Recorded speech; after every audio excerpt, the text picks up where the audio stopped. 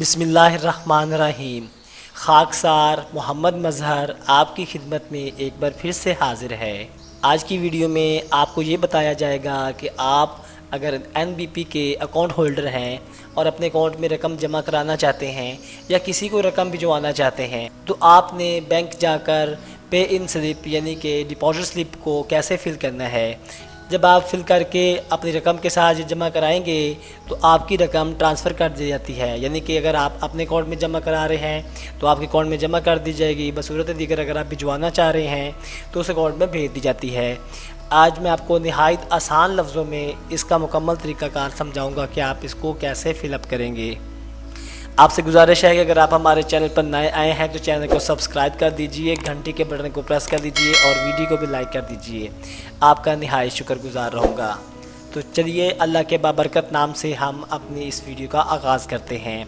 सबसे पहले अगर आप यहाँ देखें तो आपको एनबीपी लिखा आ रहा है, यहाँ लिखा आ रहा है कैश ट्रांसफ़र पे इन स्लिप। इसका जो पहला हिस्सा है वो मुश्तमिल है आपका डेट पर, यानी कि यहाँ पे आपने डेट का इंतराज करना है। आपके सामने मैं इस डेट को फिल कर देता हूँ। पे इन स्लिप यानी कि डिपॉजिट स्लिप का पहला हिस्सा डेट पर मुश्तमिल है। यहाँ पर आपने जिस दिन आप जमा करा रहे हैं उस दिन की तारीख दर्ज करनी है। जैसे कि आज मैं वीडियो रिकॉर्ड कर रहा हूँ तो 6 अगस्त है, तो मैं यहाँ पे 6 अगस्त 8वां महीना और 2024 दर्ज कर देता हूँ। ये देखिए,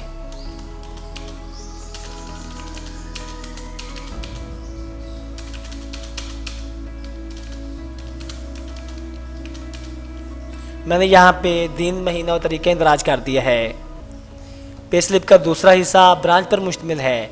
यहाँ पर आपने ब्रांच का नंबर और नाम लिखना है।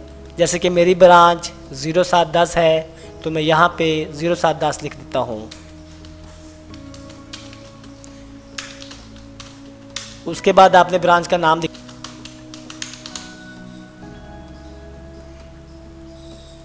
अब आपने 2 हिस्से मुकम्मल कर लिए हैं। तीसरे हिस्से में आप अकाउंट की टाइप बताएंगे कि जो आपका अकाउंट है यानी जिसमें आप रकम जमा कराना चाह रहे हैं या जिसे भिजवाना चाह रहे हैं और उस अकाउंट की टाइप क्या है। तो यहाँ पर आपने टाइप का इंतखाब करना है। जैसे कि मैं हमेशा करंट अकाउंट खुलवाता होता हूँ तो मैं अपने अकाउंट की जो टाइप है वो करंट रख देता हूँ।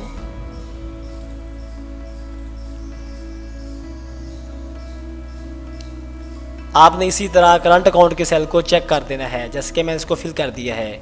अब आपने पे इन स्लिप के 3 हिस्से मुकम्मल कर लिए हैं। अब आप आ जाएंगे चौथे हिस्से पे, टाइटल ऑफ अकाउंट पर।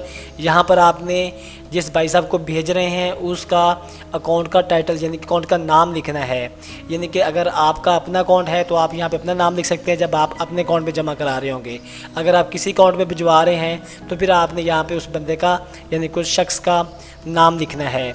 यहाँ पे मैं अकाउंट का नाम लिख देता हूँ, जैसे कि मैं अपने अकाउंट में जमा कराना चाह रहा हूँ।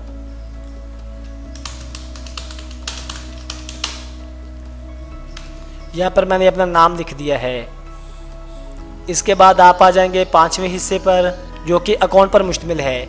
यहाँ पर आपने सिर्फ अकाउंट नंबर लिखना है। आप ब्रांच नंबर पहले ऊपर लिख चुके हैं। नेशनल बैंक ऑफ पाकिस्तान का अकाउंट नंबर 10 हिस्सों पर मुश्तमिल होता है और 4 ब्रांच के होते हैं, इस तरह 14 नंबर हो जाते हैं। आपने यहाँ पर सिर्फ अकाउंट लिखना है क्योंकि ब्रांच आप ऊपर लिख चुके हैं। तो मैं यहाँ पर अकाउंट लिख देता हूँ जो कि फ़र्ज़ी है।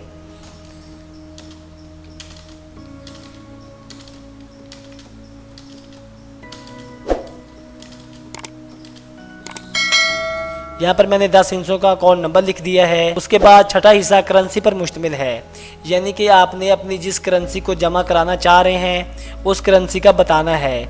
अगर तो आप पाकिस्तानी करेंसी जमा करा रहे हैं तो आपने पीके पे टिक कर देना है। अगर आप डॉलर, यूरो, जीबीपी और अदर कोई करेंसी है वो जमा कराना चाह रहे हैं तो उसका आपने टिक करके उनको बताना है। तो मैं इस हिस्से में अपनी करेंसी जो कि पाकिस्तानी जमा कराना चाहता हूँ या भिजवाना चाहता हूँ तो मैं यहाँ पे पीकेआर पे टिक कर दूँगा। आपने भी इस सेल को चेक कर देना है। तो मैंने सेल को फिल कर दिया है। स्लिप का 7वां हिस्सा ट्रांसफ़र और 8वां कैश पर मुश्तमिल है। इस फ़र्क को थोड़ा सा अच्छी तरह से समझना है। अगर तो आप किसी और बैंक में जमा करा रहे हैं यानी कि आप नेशनल बैंक में जाके, जैसे कि बीओपी बैंक है, बैंक ऑफ पंजाब, उसमें जमा कराना चाह रहे हैं तो यहाँ पे आप बीओपी लिखेंगे। जैसे मैं आपके सामने बीओपी और ब्रांच नंबर लिख देता हूँ। उसके बाद अगर आपके पास कोई चेक है वो डिपॉजिट उसमें कराना है तो आप यहाँ चेक नंबर और इंस्ट्रूमेंट नंबर लिख सकते हैं। मैं यहाँ पे फ़र्ज़ी तौर पे लिख देता हूँ ताकि आप इनको देख सकें।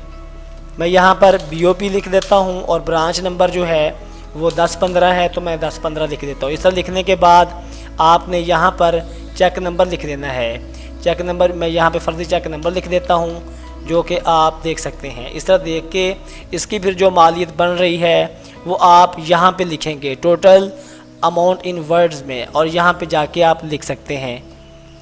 बसूरत दीगर अगर आप कैश जमा कराना चाह रहे हैं तो इसका तरीकाकार क्या होगा, यानी कि अगर आप डिपॉजिट करना चाह रहे हैं या नकदी है आपके पास वो भिजवाना चाह रहे हैं, तो उसके लिए मैं थोड़ी सी कमेंट को डिलीट कर देता हूँ ताकि आपको बेहतर तौर पे समझाया जा सके। अब मैं 6500 रुपये जमा कराना चाहता हूँ। मेरे पास एक नोट 5000 का है, 1000 का है और एक 500 का है।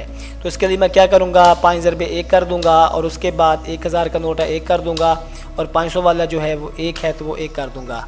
इस तरह करके जो अमाउंट बन रही है वो आपने यहाँ पे लिख देनी है।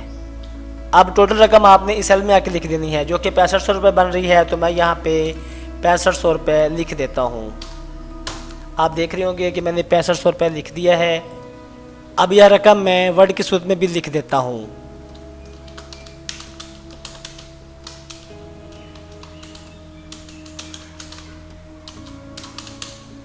इसके बाद आपने क्या करना है, आखिर पर अपने साइन करके अपनी डिपॉजिट स्लिप को मुकम्मल करना है। नीचे नाम लिखना है और अपना राब्ता नंबर लिखना है। इसकी वजह ये होती है कि एक तो आपके सिग्नेचर वेरीफाइड किए जाते हैं और आपके दस्तखत होते हैं जिससे आप तस्दीक करते हैं कि आप रकम भेज रहे हैं। दूसरा आपका नाम आ जाता है और तीसरा आपका फ़ोन नंबर।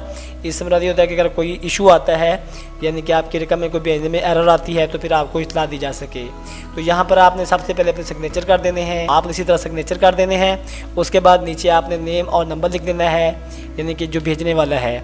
तो यहाँ पे ये भी मैं आपके सामने फिल कर देता हूँ।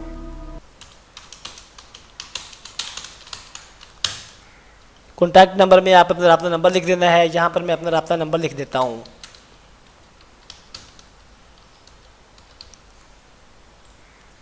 लो जनाब, आपने कामयाबी से कैश ट्रांसफ़र पेन स्लिप को फिल करना सीख लिया है। अब आप किसी भी अकाउंट में रकम भिजवाने के लिए या अपना चेक जमा कराने के लिए या किसी और ब्रांच में भी रकम जमा कराने के काबिल हो चुके हैं। आप नहायत आसानी से अपनी इस पे स्लिप को फिल करके रकम भिजवा सकते हैं। आज की वीडियो आपको कैसी लगी है, कमेंट सेक्शन में जाके अपनी राय ज़रूर दीजिएगा। आपकी राय को देखा जाएगा और सराहा जाएगा। इसके साथ साथ आपसे दोबारा दरख्वास्त है कि अगर आप हमारे चैनल पर नए आए हैं तो चैनल को सब्सक्राइब कर लीजिए, घंटी के बटन को प्रेस कर लीजिए, वीडियो को लाइक कर दीजिए। ज़िंदगी रही तो इंशाल्लाह दोबारा मिलेंगे। अपना ख्याल रखिएगा, अपने प्यारों का ख्याल रखिएगा। वस्सलाम।